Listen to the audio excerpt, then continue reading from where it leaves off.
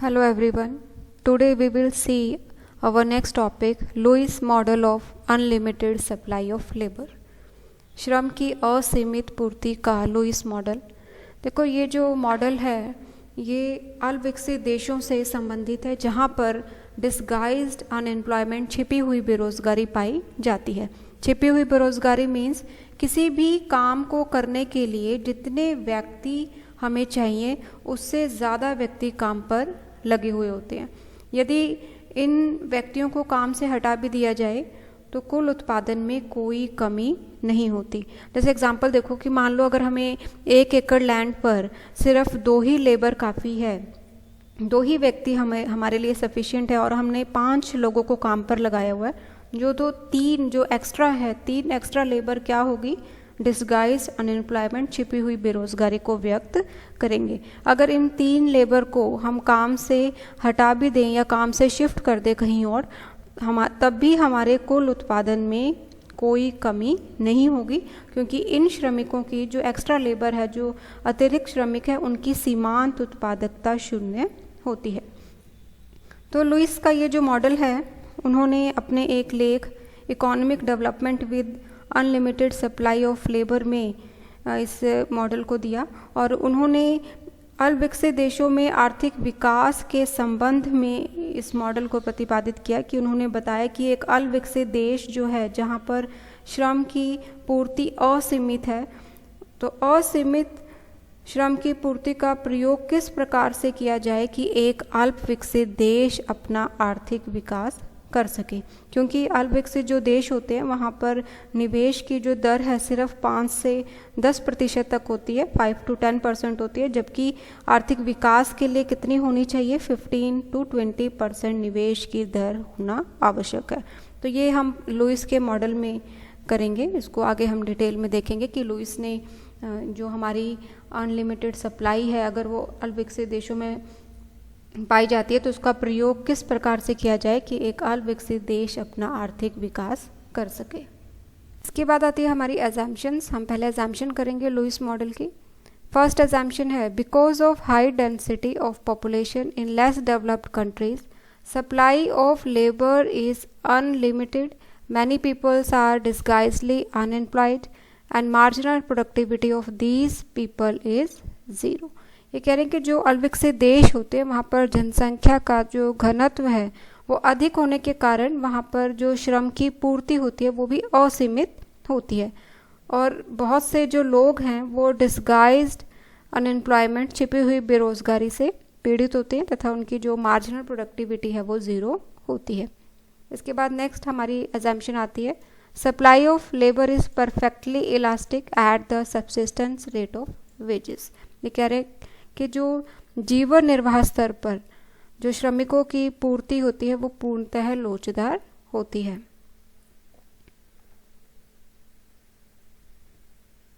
इसके बाद हमारी नेक्स्ट एजम्पशन आती है, less developed economies are dual economy, यानी कि जो अल्पविकसित देश होते हैं वहाँ पे दोहरी अर्थव्यवस्था पाई जाती है। दोहरी अर्थव्यवस्था मीन्स 2 क्षेत्र होंगे हमारे, एक कैपिटलिस्टिक सेक्टर, पूंजीवादी क्षेत्र, और दूसरा कौन सा क्षेत्र होता है? सबसिस्टेंस सेक्टर, जीवन निर्वाह क्षेत्र भी बोलते हैं या पिछड़ा प्राथमिक क्षेत्र भी कहते हैं। इसके बाद हमारी नेक्स्ट एजम्पशन आती है, wage rate is higher in capitalistic sector as compare to subsistence sector, means कि जो हमारी पूंजीवादी क्षेत्र है वहाँ पर जो मजदूरी की दर होगी वो ज़्यादा होगी और जो जीवन निर्वाह क्षेत्र है यहाँ पर जो मजदूरी की दर है वो कम होगी। इसके बाद cost of training and improvement of skill of the unskilled labour remain constant. हमारी क्या अजम्पशन है कि जो अकुशल श्रमिक है उनको ट्रेनिंग देने की जो लागत है उसको स्थिर माना गया है, ये भी हमारी एक अजम्पशन है। उसके बाद हमारी अजम्पशन आती है, expansion of production in capitalistic sector is based on the principle of maximum profit, means कि जो हमारी पूंजीवादी क्षेत्र है उसमें उत्पादन का जो विस्तार है वो किससे प्रेरित होता है? लाभ से प्रेरित होता है, लाभ को ध्यान में रखकर किया जाता है। Our next assumption is, capitalistic sector operates with the use of reproducible capital and veg labour, subsistence sector operates without the use of reproducible capital. Means जो पूंजीवादी क्षेत्र होते हैं उसमें रिप्रोड्यूसेबल कैपिटल का प्रयोग करके कार्य किया जाता है। रिप्रोड्यूसेबल कैपिटल मीन्स कि जिसका उत्पादन आवश्यकता के अनुसार दोबारा या बार बार किया जा सकता है, जबकि जो हमारा निर्वाह क्षेत्र होता है उसमें रिप्रोड्यूसेबल कैपिटल का प्रयोग नहीं किया जाता। तो ये भी एक हमारी मान्यता है। उसके बाद हमारी नेक्स्ट आती है, per capita production in subsistence sector is much less than capitalistic sector. Means जो हमारा प्रति व्यक्ति उत्पादन है वो पूंजीवादी क्षेत्र में ज़्यादा होता है, और जो हमारा सब्सिस्टेंस सेक्टर है, जो जीवन निर्वाह क्षेत्र है, इसमें प्रति व्यक्ति उत्पादन काफ़ी कम होता है। तो ये हमारी एजम्पशन है। उसके बाद हम देखेंगे कि ग्रोथ प्रोसेस, विकास प्रक्रिया क्या है हमारे लुईस मॉडल की। अब हम देखेंगे लुईस मॉडल की ग्रोथ प्रोसेस कि किस प्रकार से अल्पविकसित देशों में जो श्रम की असीमित पूर्ति पाई जाती है उसका प्रयोग हम आर्थिक विकास के लिए कैसे कर सकते हैं। देखो, अभी हमने स्टार्टिंग में ही बात की थी कि अल्पविकसित देशों में श्रम की पूर्ति असीमित होती है, और इसका कारण क्या होता है कि इन देशों में जो जनसंख्या है वो बड़ी तेज़ी से बढ़ रही होती है। मीन्स श्रम की जो पूर्ति है वो ज़्यादा होती है उनकी डिमांड से। तो इसका इफेक्ट क्या पड़ता है कि अर्थव्यवस्था में छिपी हुई बेरोजगारी की समस्या पाई जाती है। एक बात तो हमारी ये होगी। एक हमने एजम्पशन की अभी कि अल्पविकसित देशों में दो प्रकार के क्षेत्र पाए जाते हैं। एक हमारा कैपिटलिस्टिक होता है और दूसरा प्राइमरी सेक्टर या सब्सिस्टेंस सेक्टर भी जिसे हम बोलते हैं। एक हमारा पूंजीवादी क्षेत्र कैपिटलिस्टिक और दूसरा सब्सिस्टेंस जीवन निर्वाह क्षेत्र, दो क्षेत्र जो हैं पाए जाते हैं।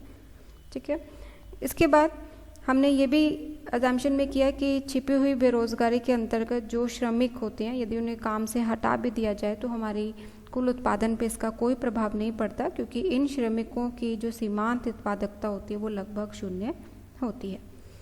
और ये भी हमने अजम्पशन की कि जो कैपिटलिस्टिक सेक्टर में जो मजदूरी दी जाती है वो ज़्यादा होती है, और जो सब्सिस्टेंस सेक्टर है, जो जीवन निर्वाह क्षेत्र है, इसमें मजदूरी कम होती है। अब देखो, ये तो हो गया हमारे मॉडल का जो बेस है। अब क्वेश्चन ये आता है कि जो असीमित श्रम की पूर्ति है उसका प्रयोग हम आर्थिक विकास के लिए कैसे कर सकते हैं। देखो, अगर अब हमने जो सब्सिस्टेंस सेक्टर में असीमित श्रम की पूर्ति पाई जाती है, अगर इन श्रमिकों को जो छिपी हुई बेरोजगारी को व्यक्त करते हैं, अगर हम इन्हें कैपिटलिस्टिक सेक्टर में शिफ्ट कर दें तो ये जीवन निर्वाह मजदूरी से कुछ अधिक मजदूरी, यानी कि यहाँ पर इनको जो मजदूरी मिल रही थी, इन श्रमिकों को जो मजदूरी मिल रही थी उससे ज़्यादा मजदूरी, और पूंजीवादी क्षेत्र से कम मजदूरी दर पर काम करने के लिए तैयार हो जाएंगे। तो इसका प्रभाव क्या पड़ेगा कि जो लाभ हैं उद्यमियों के बढ़ जाएंगे।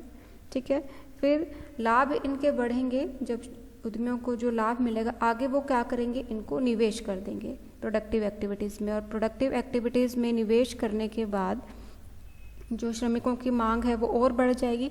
तो इस प्रकार से जो अनएम्प्लॉयमेंट है, जो बेरोजगारी है, वो भी धीरे धीरे कम होना शुरू हो जाएगी। इसमें एक बात और ध्यान रखोगे कि जो श्रमिक हैं जिनको हमने शिफ्ट किया है सब्सिस्टेंस सेक्टर से कैपिटलिस्टिक सेक्टर में, इनको जो मजदूरी दी जाती है वो इनकी सीमांत उत्पादकता से कम होती है।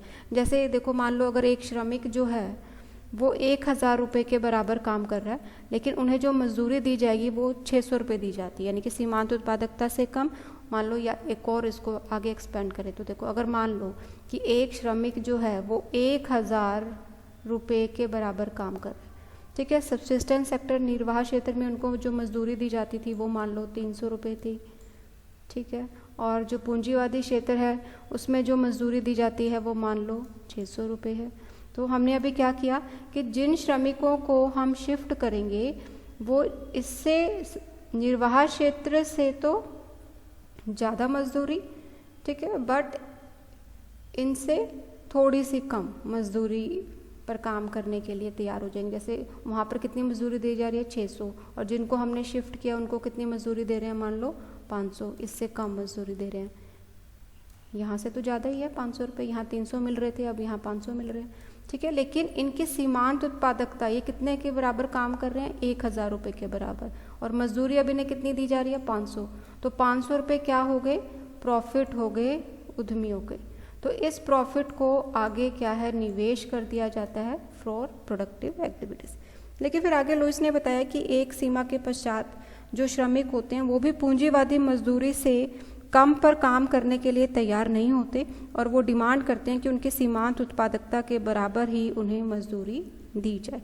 तो अब देखो, अब वापस अगर इन्हें 1000 रुपये की इनकी सीमांत उत्पादकता है और अब उन्हें वापस 1000 रुपये ही मजदूरी दी जा रही है, तो यहाँ पर किसी प्रकार का कोई लाभ नहीं है। ठीक है, तो यहाँ पर उद्यमियों के लाभ जो हैं समाप्त हो जाएंगे। तो ऐसी स्थिति में लुईस ने सुझाव दिया कि अब हम निवेश को कैसे बढ़ा सकते हैं।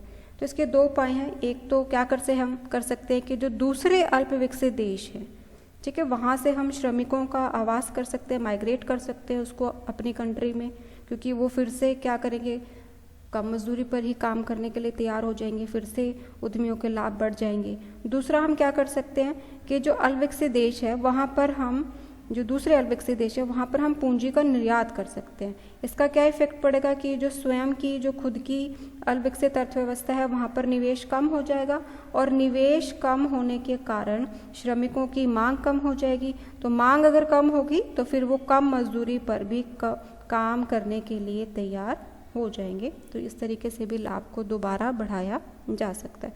लुईस ने आगे ये भी सुझाव दिया कि हम लोग बैंक क्रेडिट, बैंकों द्वारा दी जाने वाली साख की सहायता से भी हम लोग विकास की प्रक्रिया आरंभ कर सकते हैं। लेकिन उन्होंने बोला कि इससे इन्फ्लेशन हो सकती है, पर ये थोड़े टाइम के लिए इन्फ्लेशन होती है जो अपने आप ही स्वतः ही ठीक हो जाएगी। तो ये इस चैप्टर की लुईस मॉडल की ग्रोथ प्रोसेस है जिसे अभी हमने डिस्कस किया। नेक्स्ट आता है हमारा फीचर्स ऑफ लुईस मॉडल। अब हम फीचर्स देखेंगे। हमारी पहली फीचर है मोबिलाइजेशन ऑफ लेबर। देखो, जो हमने अभी पीछे ग्रोथ प्रोसेस की है उस ग्रोथ प्रोसेस में ही हमारे लुईस मॉडल के फीचर्स निकल के आएंगे।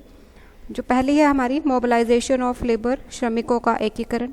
अब देखो, लुईस ने क्या कहा कि अल्पविकसित देशों को अपनी असीमित श्रम शक्ति का एकीकरण जीवन निर्वाह क्षेत्र मतलब सबसिस्टेंस सेक्टर से पूंजीवादी क्षेत्र में करना चाहिए जहाँ पर उनकी सीमांत उत्पादकता काफ़ी अधिक होती है। तो इसके लिए लुईस ने काफ़ी सारे सुझाव दिए कि कहने का मतलब क्या है कि लुईस ने ये बताया कि हम लोग पीछे जैसे हमने देखा कि हमें निर्वाह क्षेत्र से जहाँ पर असीमित श्रम शक्ति पाई जाती है उसका ट्रांसफ़र कहाँ करना चाहिए, पूंजीवादी क्षेत्र में। तो उसके लिए लुईस ने सुझाव दिए कि हम किन किन को ट्रांसफ़र कर सकते हैं।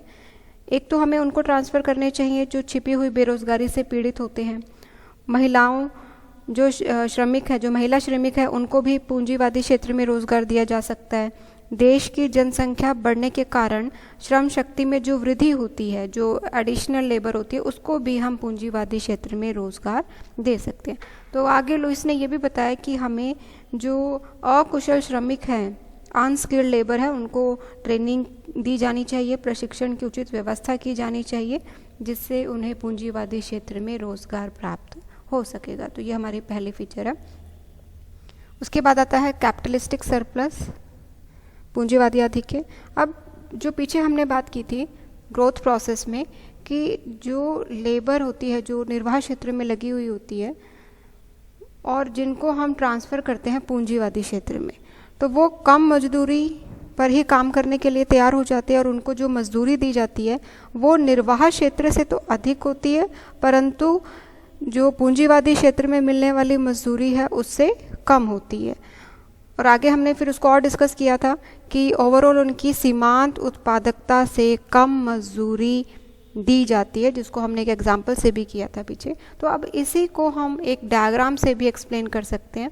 तो यहाँ पर ओ एक्स एक्सिस पर हमने क्या लिया, लेबर, और ओ वाई एक्सिस पे हमने ले लिया wage and marginal productivity of labour. ये जो कर्व है W1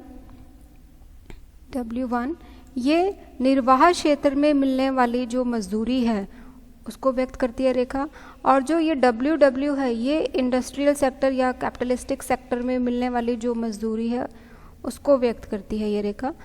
ये जो कर्व है ये है marginal productivity curve, marginal productivity है लेबर का कर्व को व्यक्त करता है।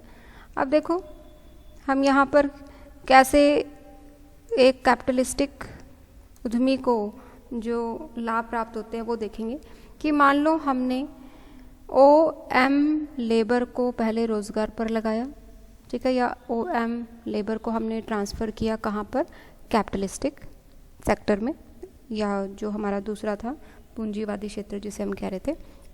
पूंजीवादी क्षेत्र में हमने क्या किया था कि उनको पूंजीवादी क्षेत्र में मिलने वाली जो मजदूरी है उससे थोड़ी कम मजदूरी दी जाती है। तो अब हम जो मजदूरी की जो रेखा देखेंगे, जो ये वाली देखेंगे, जो हमारी इंडस्ट्रियल वेज या जो कैपिटलिस्टिक वेज है, ये वाली कर्व WW पे चेक करेंगे, और ये है उसकी सीमांत उत्पादकता कि कितने के बराबर वो काम कर रहा है।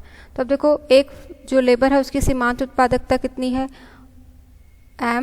MONP, ये वाली सारी, यहाँ से ले लो ONPN, कैसे भी ले सकते हो। तो ये हमारी लेबर की क्या है, सीमांत उत्पादकता, और उसे वेजेस कितनी दी जा रही है कैपिटलिस्टिक सेक्टर में, OWPM।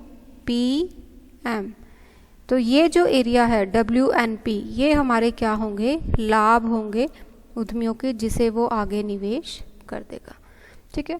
अब देखो, अब जो उद्यमियों के लाभ होंगे वो क्या करेगा, आगे उसका निवेश करेगा, और निवेश करेगा तो लेबर की जो डिमांड है वो बढ़ जाएगी।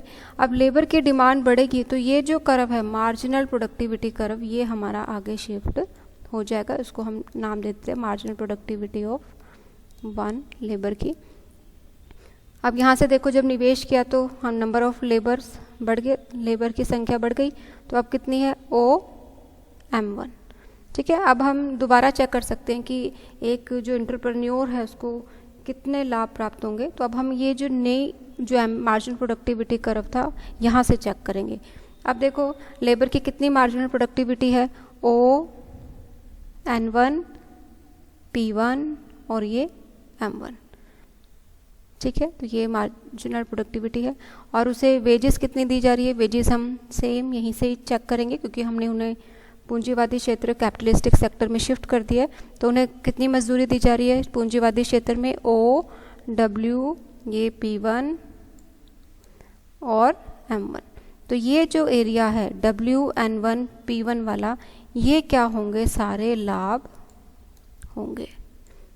तो फिर इन्हें आगे निवेश कर दिया जाएगा, तो और जो लेबर है उसकी डिमांड बढ़ जाएगी। तो इस तरीके से एक जो उद्यमी है वो लाभ प्राप्त करता है और आगे उसे निवेश कर देता है। इसके बाद हमारी थर्ड फीचर आती है capital formation through bank credit. अब देखो, अविकसित जो देश हैं वो बैंक साख द्वारा भी अपना आर्थिक विकास की जो प्रक्रिया है उसे आरंभ कर सकते हैं। पर लुइस ने बताया कि जब बैंक साख का, बैंक क्रेडिट को आगे निवेश किया जाता है तो उससे कुछ टाइम के लिए जो इन्फ्लेशन है वो अराइज हो सकती है। तो उन्होंने इसका कारण बताया क्यों इन्फ्लेशन अराइज हो जाती है। देखो, जब हम बैंक साख, बैंक क्रेडिट का जब आगे निवेश करेंगे तो निवेश जो है वो कैपिटल गुड्स, पूंजीगत पदार्थों के उत्पादन के लिए किया जाता है। अब कैपिटल गुड जैसे मशीन्स हो गई या टूल्स हो गई, उनके उत्पादन के लिए जब निवेश करेंगे तो हमें ज़्यादा श्रमिक को, लोगों को काम पे लगाना पड़ेगा। जब लेबर हमारी बढ़ जाएगी तो उनकी आय भी बढ़ेगी, आय बढ़ेगी तो फिर वो आगे डिमांड बढ़ाएंगे। परंतु जो कंज्यूमर गुड्स होती हैं, हमारी उपभोग पदार्थों के उत्पादन में वृद्धि नहीं हो पाती क्योंकि हमारा निवेश हमने किस में किया, पूंजीगत पदार्थों के उत्पादन में। तो इसीलिए जो हमारी उपभोग पदार्थ होते हैं उनकी कीमतें बढ़ना शुरू हो जाती है। पर ये जो मुद्रास्फीति होती है वो अल्पकालीन होती है, थोड़े समय के लिए होती है। थोड़े समय के पश्चात जब पूंजीगत पदार्थों से ही उपभोग वस्तुओं का उत्पादन आरंभ हो जाता है, यानी कि जब धीरे धीरे हम उन्हीं कैपिटल गुड्स से प्रोडक्शन करते हैं हमारी कंज्यूमर गुड्स का, तो धीरे धीरे जो कीमतें हैं वो गिरना प्रारंभ हो जाती है। तो ये सेल्फ लिक्विडेटिंग होता है जो अपने आप स्वतः ही समाप्त हो जाती है। उसके बाद हमारी फोर्थ फीचर आती है एंड ऑफ ग्रोथ प्रोसेस। अब आगे देखो, लुइस ने बताया कि जो आर्थिक विकास की प्रक्रिया है वो अनिश्चित काल तक नहीं चल सकती। आर्थिक विकास की इस प्रक्रिया का कई कारणों से अंत हो जाता है। जैसे उन्होंने आगे बताया कि किन किन कारणों से जो उद्यमी के लाभ हैं वो समाप्त हो जाते हैं। जैसे जब बेरोजगारी समाप्त हो जाएगी तो श्रमिक ज़्यादा मजदूरी की मांग करेंगे, ठीक है। जब ज़्यादा मजदूरी की मांग करेंगे तो जो उद्यमी के लाभ हैं वो कम हो जाएंगे। इसके अलावा जीवन निर्वाह क्षेत्र में जब जनसंख्या का दबाव कम होने लगता है और दबाव कम होने के कारण जब श्रमिक मजदूरी दर को बढ़ाकर पूंजीवादी क्षेत्र के बराबर कर लेते हैं, तब भी जो पूंजीवादी आधिक्य है बहुत कम रह जाता है या समाप्त हो जाता है। और भी रीज़न है, जैसे ट्रेड यूनियंस बना लेते हैं जो लेबर होती है, और ट्रेड यूनियंस बनाने के बाद वो मजदूरी को बढ़ाने का प्रयास करते हैं। इसके अलावा जब निर्वाह क्षेत्र में जब नई टेक्निक को यूज़ किया जाता है, जब लेबर हमारी स्किल्ड हो जाती है, न्यू टेक्नोलॉजी के अडॉप्ट कर पाती है, उसके अकॉर्डिंग वो काम कर पाती है, तो उनकी मार्जिनल प्रोडक्टिविटी भी बढ़ जाती है। तो मार्जिनल प्रोडक्टिविटी बढ़ने पर मज़दूर जो है अधिक मजदूरी की मांग करने लगते हैं। तो इस तरीके से जो एक एंटरप्रेन्योर है उसके प्रॉफिट जो है ख़त्म हो जाते हैं। अब उसके बाद हमारा 5th पॉइंट आता है ओपन इकोनॉमी। आप देखो लुइस ने आगे फिर एक सुझाव दिया कि जब एंटरप्रेन्योर के प्रॉफिट ख़त्म हो जाते हैं, समाप्त हो जाते हैं, तो फिर हम एक अविकसित अर्थव्यवस्था का विकास कैसे कर सकते हैं। अब विकास करने के लिए हमें क्या चाहिए? निवेश चाहिए, निवेश करना पड़ेगा। अब निवेश करने के लिए हमें क्या चाहिए? प्रॉफिट चाहिए, क्योंकि उद्यमियों को तो प्रॉफिट होगा तभी वो निवेश करेंगे। तो जो प्रॉफिट उद्यमियों के समाप्त हो गए हैं तो उन्हें फिर से कैसे बनाया जाए, तो उसके लिए आगे 2 सुझाव हैं। हम क्या कर सकते हैं? एक तो जो माइग्रेट कर सकते हैं लेबर्स का, कहाँ से? दूसरी अविकसित अर्थव्यवस्थाएं से। जैसे यह कहने का मतलब क्या है, इसको एग्जाम्पल से देखो कि जैसे मान लो कि एक देश में जब एक उद्यमी के लाभ समाप्त हो जाते हैं तो वो अपने लाभ को दोबारा बनाए रखने के लिए वो क्या कर सकता है कि दूसरी अविकसित देशों से जो असीमित श्रम शक्ति है उसको माइग्रेट कर सकता है, और वो लेबर क्या है, कम मजदूरी पर ही काम करने के लिए तैयार हो जाएंगे। तो फिर से एंटरप्रेन्योर के प्रॉफिट्स बढ़ जाएंगे। फिर सेकंड ऑप्शन क्या है, वो एक्सपोर्ट भी कर सकता है कैपिटल का, यानी कि पूंजी का यदि निर्यात कर दिया जाए। अगर हम दूसरी अविकसित अर्थव्यवस्थाओं में पूंजी का निर्यात कर दें तो स्वयं की जो अर्थव्यवस्था होती है वहाँ पर कमी महसूस हो जाएगी निवेश की।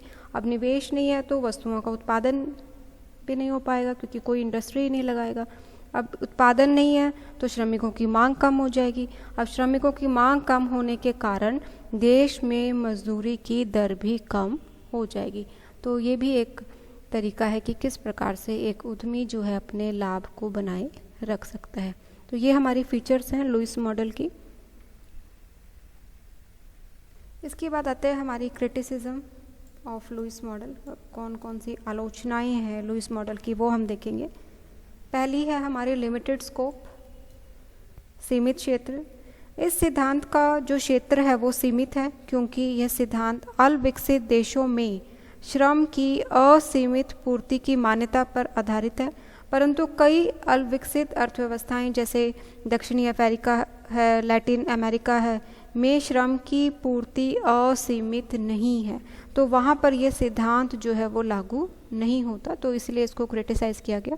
इसके बाद हमारा नेक्स्ट आता है mobility of labour is not easy, यानी कि जो हमारी श्रम की गतिशीलता है वो आसान नहीं है।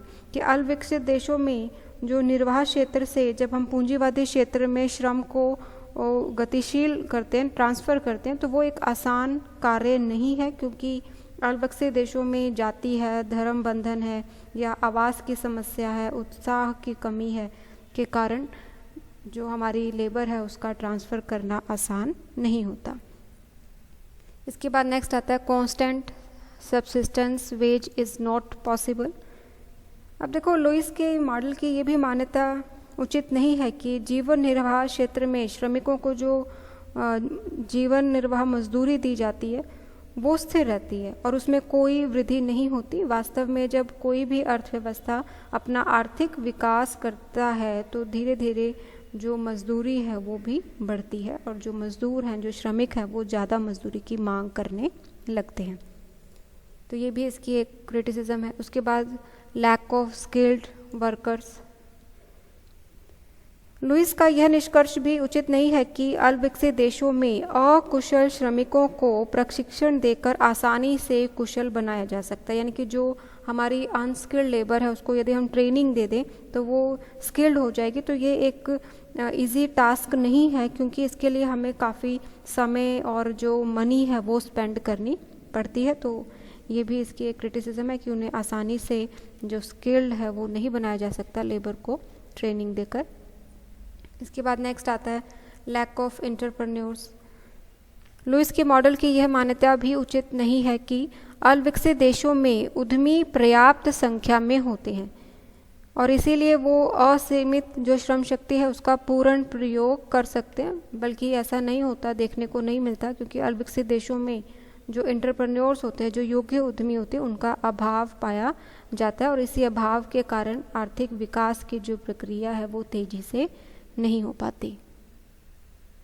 इसके बाद नेक्स्ट क्रिटिसिज्म आती है हमारी, investment multiplier is not operative. निवेश गुणक का क्रियाशील न होना।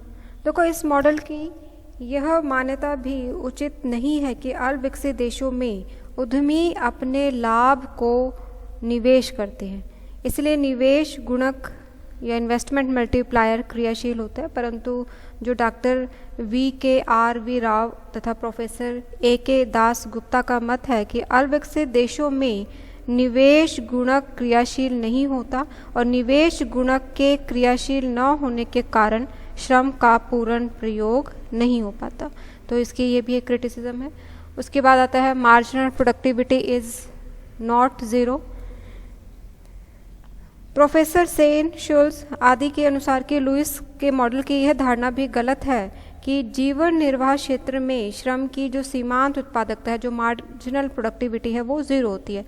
वास्तव में ऐसा नहीं होता, मार्जिनल प्रोडक्टिविटी ज़ीरो नहीं होती। इसलिए यह अनुमान लगाना भी कठिन होता है कि जो एग्रीकल्चर सेक्टर है, जो कृषि क्षेत्र में कितने लोग छिपी हुई बेरोजगारी से पीड़ित हैं। इसके बाद नेक्स्ट क्रिटिसिज्म आती है हमारी अनइक्वल डिस्ट्रीब्यूशन ऑफ वेल्थ। देखो, इस मॉडल की आलोचना करते हुए जो कुजनेट्स थे, उन्होंने कहा कि यह जो मॉडल है वो धन की असमानता को प्रोत्साहित करता है। कैसे करता है कि अविकसित देशों में जो अधिकतर रिच पीपल्स होते हैं, जो धनी वर्ग होता है, वो नॉन प्रोडक्टिव एक्टिविटीज़ पर अपनी सेविंग का एक्सपेंडिचर कर देते हैं। जो अपने धन है वो कहाँ पर खर्च करते हैं? अनुत्पादक कार्यों पर। और इसके फलस्वरूप धन की असमानता के होते हुए भी इन देशों का आर्थिक विकास नहीं हो पाता। तो इसको भी क्रिटिसाइज़ किया गया। इसके बाद नेक्स्ट आता है हमारा inflation is not self liquidating. जैसे लुईस ने क्या कहा था कि जब इकॉनमी में इन्फ्लेशन होती है तो वो सेल्फ लिक्विडेटेड होती है, स्वतः ही समाप्त हो जाती है, बट ऐसा नहीं होता। अविकसित देशों में ये देखने को आया है कि जब एक बार मुद्रास्फीति आरंभ हो जाती है तो उस पर नियंत्रण करना कठिन हो जाता है। तो ये सेल्फ लिक्विडेटिंग नहीं होता। हमें इसके लिए जो मेजर्स है, फिस्कल पॉलिसी है, मॉनेटरी पॉलिसी है, उनको जो है अडॉप्ट करना ही पड़ता है। इसके बाद नेक्स्ट क्रिटिसिज्म आती है saving is not only done by capitalistic sector. अब ये मॉडल क्या एज्यूम करता है कि जो हमारी सेविंग है वो सिर्फ कैपिटलिस्टिक सेक्टर, जो पूंजीवादी क्षेत्र है, उसी के द्वारा की जाती है, जबकि जो हमारी बचत है वो घरेलू क्षेत्र है, जो डोमेस्टिक है, हमारा जो गवर्नमेंट सेक्टर है, वो भी बचत करते हैं। तो इसके बारे में इस मॉडल में कहीं कोई बात नहीं की गई है। तो ये हमारी क्रिटिसिज्म है इस चैप्टर की। So this is our topic. Next lecture में हम थ्योरी ऑफ बिग पुश करेंगे। Thank you everyone.